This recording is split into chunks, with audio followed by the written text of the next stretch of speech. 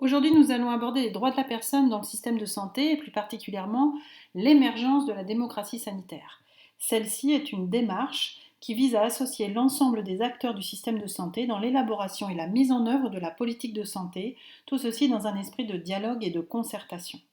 La démocratie sanitaire a émergé dans un contexte sanitaire marqué par des crises. L'affaire du sang contaminé, l'apparition de nouveaux virus ou de bactéries qu'on ne sait pas traiter, la canicule, dans un contexte scientifique qui met en évidence les limites du curatif, qui remet en question la position du médecin, avec l'apparition de nouvelles pathologies pour lesquelles on ne trouve pas de vaccin. Le contexte socio-économique et politique est marqué par les inégalités de santé, des doutes, des contestations.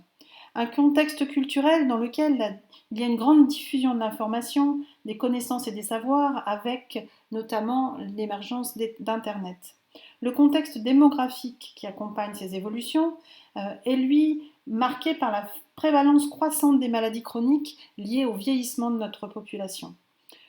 Tous ces éléments suscitent des questionnements, notamment des questionnements bioéthiques. Ils remettent en question les rapports humains et la place de l'homme dans notre système de santé. Quelques dates marquent cette évolution du contexte. En 1974, la première charte du patient hospitalisé est instaurée. Dans les années 2000, la loi du 4 mars 2002 sur le droit des malades et la qualité du système de santé introduit des droits individuels et collectifs. Puis plus récemment, la loi de modernisation de notre système de santé du 16 janvier 2016 inscrit la nécessité de protéger l'individu dans le système de santé et de le rendre acteur.